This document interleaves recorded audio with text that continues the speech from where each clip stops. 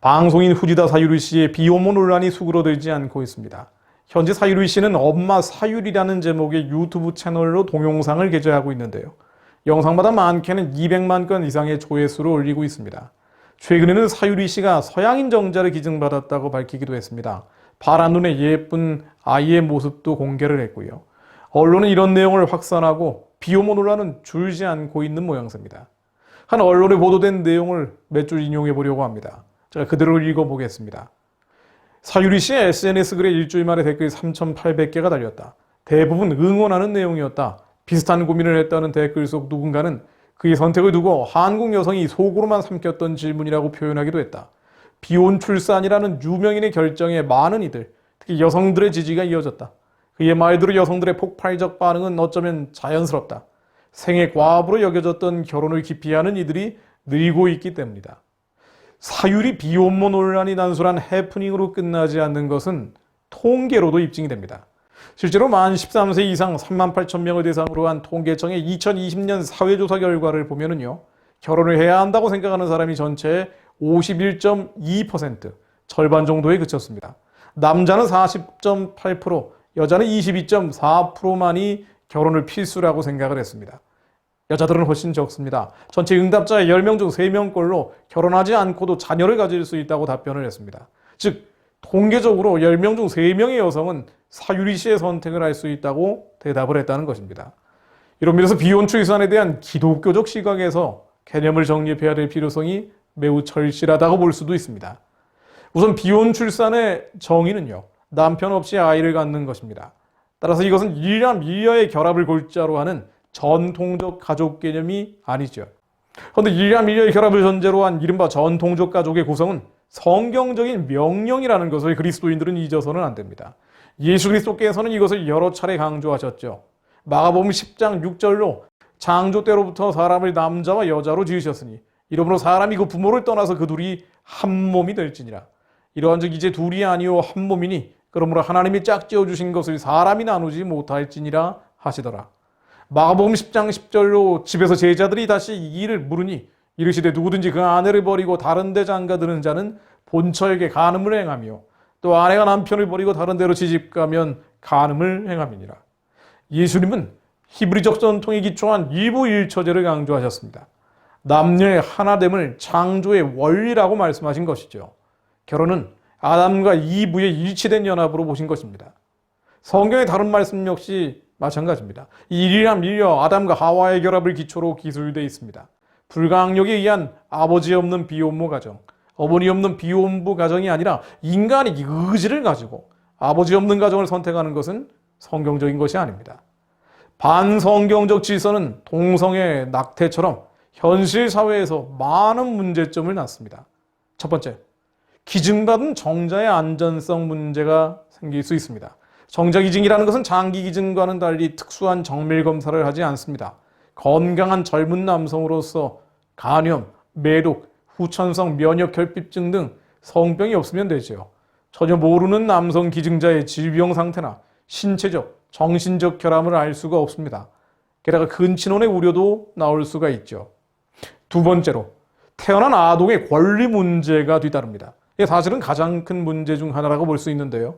유엔의 아동 권리 협약을 보면 아동은 양쪽 부모가 누군지 알 권리가 있다고 제7조에 나와 있습니다. 부모의 기원, 뿌리를 모르면 심각한 정체성 혼란이 올 수 있기 때문입니다. 따라서 미혼모와 달리 자발적 비혼모는 아동의 권리를 침범하는 것이 됩니다. 여성의 행복 추구권과 자기결정권은 충족될지 모르죠. 그러나 아이의 정체성 혼란은 물론 생물학적 단절감, 정서적 단절감을 막을 수 없습니다. 세 번째로 우생학 같은 생명의 상업화, 정치화를 막기 어렵습니다. 미국이나 덴마크에는 상업화된 정장은행이 운영되고 있다고 하죠. 돈으로 환산할 수 없는 생명의 씨앗이 매매 대상이 된 것이죠. 아기는 공장에서 찍어내는 상품이 아닌데도 말입니다. 인공출산 기술은 가정과 국가를 위한 놀라운 선물이 맞습니다. 그러나 윤리 기준을 벗어난 기술은 인간의 존엄성을 동물 수준으로 전락시켜버립니다. 그 기준과 경계가 되는 것이 바로 성경이고 율법이죠. 그래서 아무리 놀라운 유전적 기술이 발전한다 하더라도 이 윤리 기준, 성경적 기준과 율법상의 경계를 넘어서서는 안 됩니다.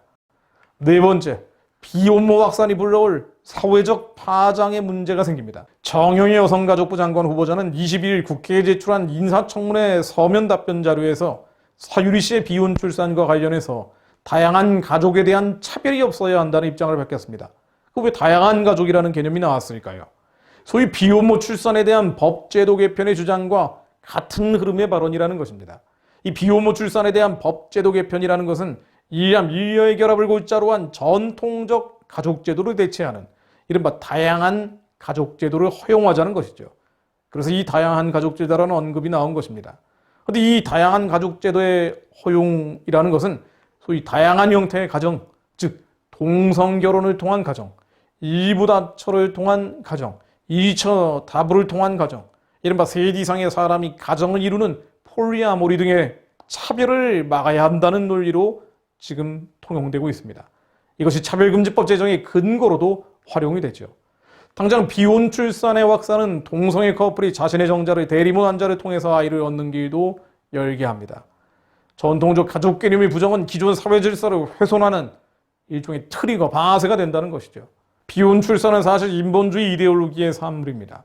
10여 년 전부터 여성단체들이 사용해온 개념인데 최근에는 급진 페미니스트들이 비혼 주장을 더 격렬히 하고 있죠. 페미니즘은 이른바 자유주의 페미니즘에서 이른바 급진 페미니즘으로 변천을 했습니다. 자유주의 페미니즘은 여성들에게 참정권을 부여하면서 사실상 해소가 됐죠. 최근 주장되고 있는 것은 급진 페미니즘인데요.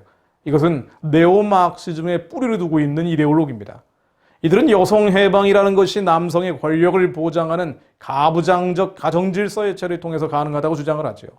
여성에 대한 억압과 착취는 임신과 출산, 무급 가정노동에서 해방을 뜻하고 이것을 위해서는 우선 아이를 자유롭게 떼고 자유롭게 낳을 수 있는 권리부터 허용돼야 한다는 것입니다. 자유롭게 낳는 것에 비혼 출산이 들어가고요. 자유롭게 떼는 것은 이른바 낙태입니다.